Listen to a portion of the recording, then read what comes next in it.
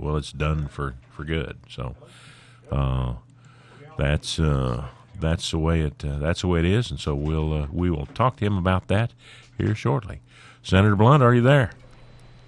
Well, I'm here, John. I'm actually in Washington, and wishing I was sitting right there at the table with you in Springfield, Missouri. Well, wish you were too. Talk to you this morning. Yeah. So I noticed. What's the weather going to be like there today? Is it heat wave now? It's the flood, the tornado, the earthquake in Bourbon, Missouri yesterday. What's happening today? Yeah, it's right now. It's just hot, and now John tries to get me to consider the fact that it's not as humid, so it's not as hot. But with my body, you know what I look like. I'm. No, John, it's like that. It's like that dry heat inside your oven. Oh yeah, the dry heat inside your oven. That's exactly right. That's what I tried to get across to him. But he seems to find comfort in the fact that it is drier heat, so it's not as significant. But yeah, it's hot and going to stay hot with not much chance of rain. And the good thing about John is he's definitely a half full guy. Yeah, yeah, always half full of something. Exactly. You've had some conversations. I meant that in a good way. Yeah, in a positive way. That's right. That's right. You've been talking about the levee system, and I brought it up just a little bit there.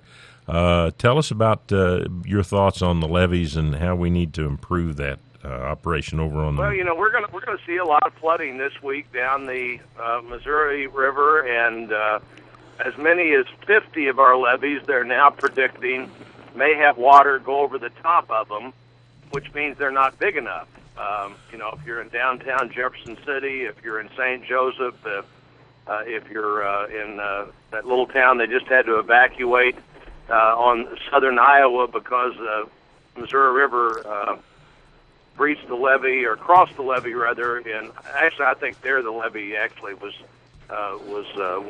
there was a hole in the levee created, but we have somewhere between 20 at the minimum and 51 they're saying now at the maximum levees that water will go over the top of them, and frankly that means they're just not big enough. And the question, John, is what are the things we can do for ourselves, and which is most things, and what are the things that we do expect the government to take care of, like defending the country, and the transportation system is something that the federal government has debated and talked about and taken responsibility for since the very start of the country. The canal building, the levee building, one of the reasons to create the Corps of Engineers in the early days of the United States was so that collectively we could do things that we couldn't individually do. And FEMA's doing that right now in Joplin, helping us do something that it would be hard to recover from without some other assistance. But the levees are another issue where we just need to be doing a better job.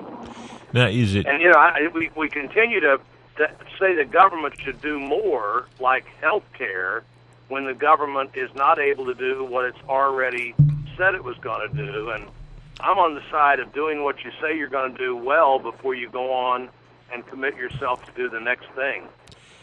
Is it? I mean, as we see these floods year after year, after a while, I mean, somebody should be catching on that we need to raise these. And has there been any conversation about it, or is it just does it seem to come as a complete surprise every year? There has been, and it's a competition for funds. And the president and his budget for this year actually reduced levee spending and levee and port dredging, where you go into these inland ports like the ports on the Missouri and along the Mississippi, and occasionally the Corps comes in and digs all the sand and silt and everything that has filtered in there. And of course, that's even worse when you have a big flood. Right. The big flood brings in more than you would otherwise have, again, we're trying to do all these new things that the government's not going to do very well,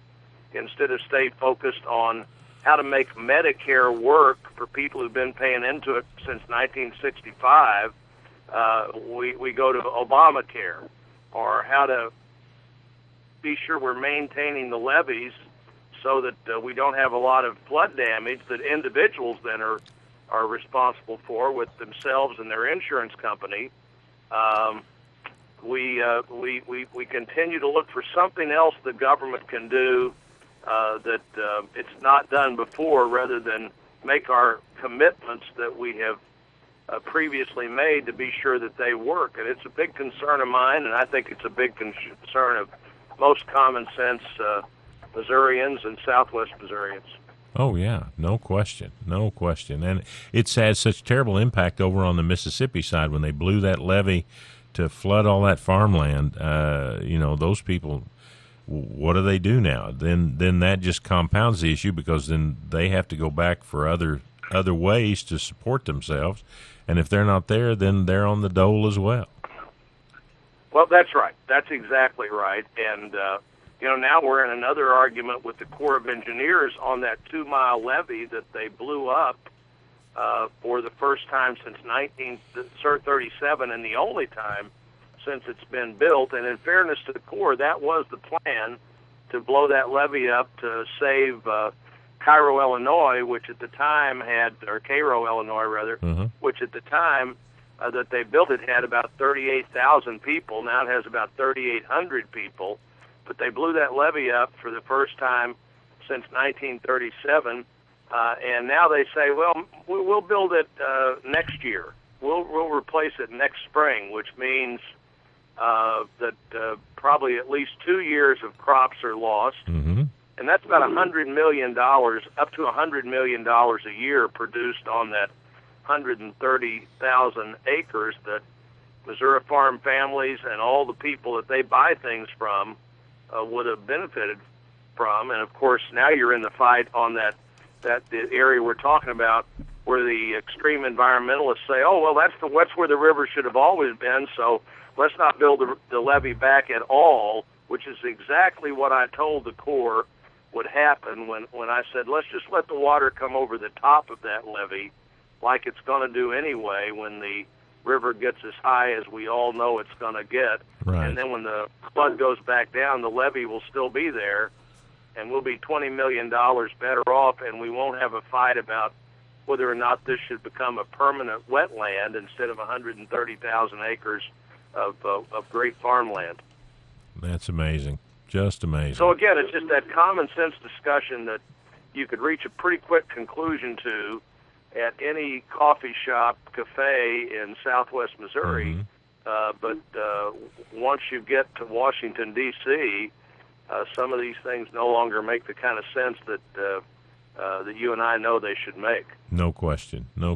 So what else is going on? And then we got bad economic news because the government's pursuing the wrong economic policies. You can't constantly talk about higher utility bills and higher taxes and more regulation and expect people to create jobs, which should be the number one focus of the country today, is a private sector job creation, followed quickly by let's get the government spending under control and prioritize what we ought to do and stop doing the things we shouldn't do. Yeah, exactly. You had been working with the Joplin area, trying to get some extra funding down there to try to help those people. Such devastating destruction. I'm just amazed by it. How's that going? Have you been down there, John? No, I've seen the videos and seen a lot of the photographs and stuff. Probably a good thing. They don't need a lot of spectators down there right now. But I had an office in Joplin for 14 years when I represented Joplin in the House, and I was there. I've been there hundreds of times, and I couldn't even recognize the streets we were driving down because there's so many streets. There's literally nothing left. It was very destructive, and it's a big challenge for the community just to try to get school started next year with the high school gone, the Votech school gone, 3 elementary schools gone, the Catholic school gone. And other buildings damaged in that the line of that tornado. There's a lot of challenges coming up. But let me say something about the comment you made, so that people who are listening to you understand this. That's often been reported as I'm saying the federal government should pay 100% of the recovery cost And the only thing I'm saying is the federal government, in this case, should and can pay 100% of the taxpayer recovery cost, not going in and recreating everything that private insurance and other things should be responsible for, but the cleanup cost, the cost of the National Guard, the same thing that after Katrina the federal government paid 100% in Alabama, Mississippi, and Louisiana for whatever the taxpayer cost was to clean up the streets, to pay for the National Guard troops that are there, to do the extra things that government's paying for that they wouldn't have paid for without this tornado. And then obviously to be sure that if there are government programs that people can take advantage of, we be sure they have access to that. But I'm not saying the federal government should pay the $3 billion of reconstruction costs. Right. I'm saying the federal government should do what we've done for other taxpayers in other states and come in and say the taxpayer expenses that are going to be borne by the collective taxpayers of the community, the federal government can reimburse that because this is a real disaster.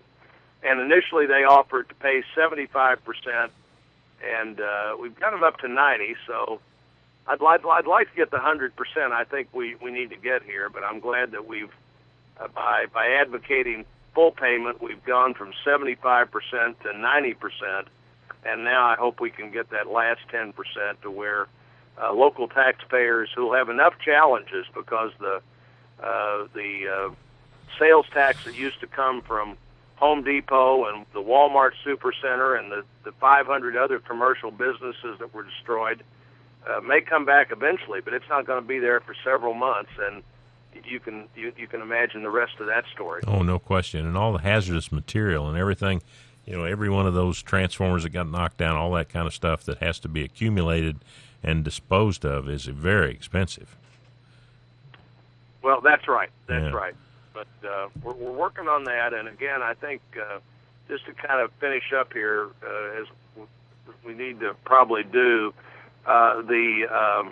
these unemployment numbers last week should indicate that whatever the Obama administration is doing isn't working, and the Congress needs to engage in the kinds of things that make it easier and cheaper to create private sector jobs.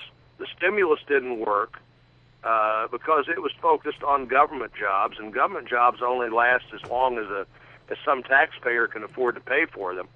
Private sector jobs can last forever as long as you've got a business that continues to figure out how they can function in a changing economy, which businesses do, and we need to make it easier and cheaper. More regulations, more taxes, higher utility bills make it harder and less likely that those jobs will be created. Exactly. Well, Senator Blunt, I appreciate your time today. Thank you so much. Anytime you want to call in or come by, we love having you on the show. Well, I look forward to talking to you again soon, and I can hardly wait to be home so I can come by the studio there and see you and the crew and visit with you right there. That'd be great. Come back anytime. Thank you very much. Senator Roy Blunt from Washington, D.C. You're